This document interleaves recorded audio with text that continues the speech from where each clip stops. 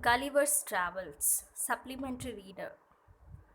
Gulliver, a ship doctor, took a job on a ship that was going on a long voyage.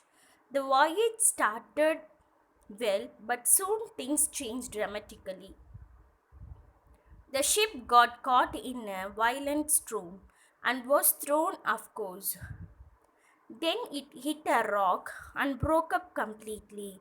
Six of the crew members, including Gulliver, got into a small boat and rowed until they were overturned by a big wave which came up suddenly. Gulliver was a good swimmer and he managed to swim till he reached land. The coast appeared strange and lonely. Gulliver dragged himself along the shore. He looked for some people or houses, but there was no sign of life. Hungry and exhausted, he fell on a patch of grass and fell into a deep sleep. When Gulliver woke up, he was laying on his back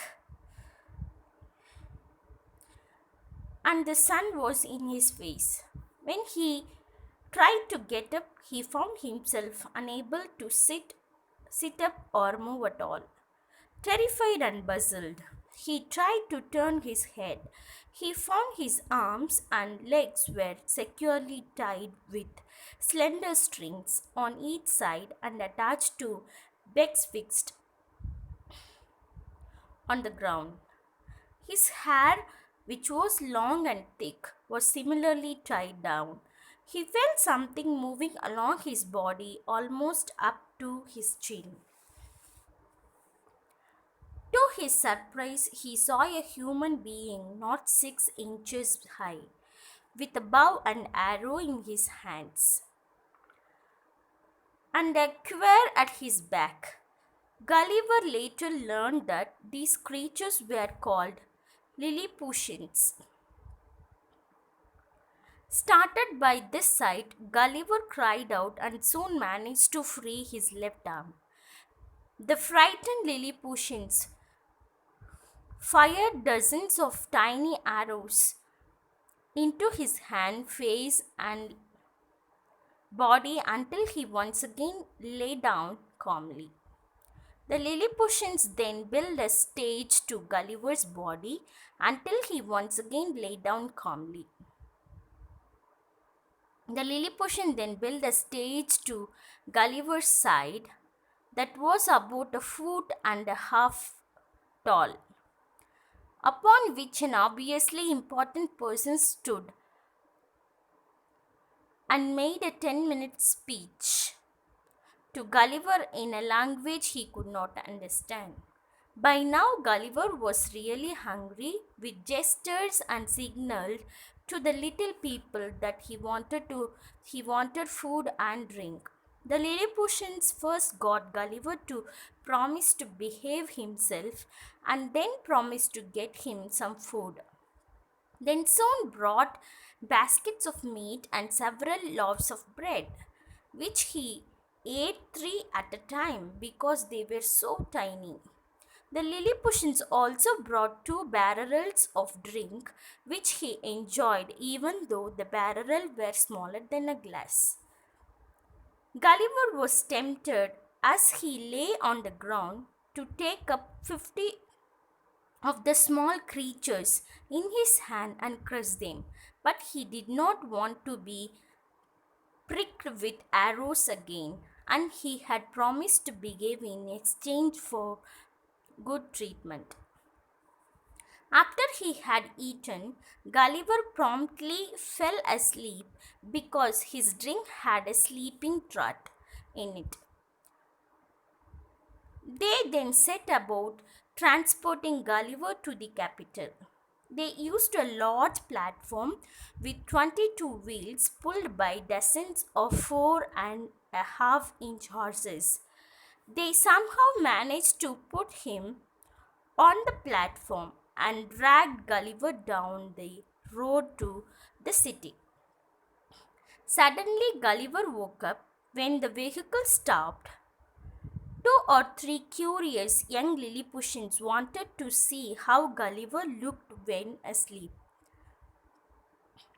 They climbed up into the engine and, advancing very softly to his face, put the sharp end of their half pike into his left nostril. This tickled Gulliver's nose like a straw and made him sneeze. As they started moving again, Gulliver saw that more than 100,000 Lilliputians had come out to see this strange giant. It was a carnival atmosphere, and the Lilliputians seemed to be enjoying themselves, much to Gulliver's amusement. Finally, they arrived at the Emperor's palace. The Emperor was there to receive Gulliver. Gulliver was lodged into an old and disused temple. His leg was chained and he could only move about a little bit.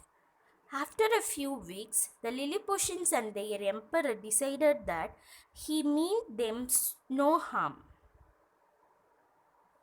So Gulliver was set free to roam around Lilliput on condition that he would not harm them and would help them in whatever way he could. Gulliver agreed and was freed. He was provided with food and water. A house was built for him. Gulliver stayed with Lilliputians, helping them in many ways. Once it so happened that the neighboring kingdom of Belifuscu declared war on Lilliput. The king brought 100 ships to mount an attack. The Lilliputians ran to Gulliver for help. The emperor said, "Don't let us down now, Gulliver, we need your help." Gulliver walked into the sea. He took a long rope, tied all the 100 ships together, and dragged them in the water. Gulliver pulled the ships the whole day, going round and round until the army of Belefuscu was giddy and in no position to fight. The king of Belefuscu came begging for peace between the two kingdoms. The emperor agreed.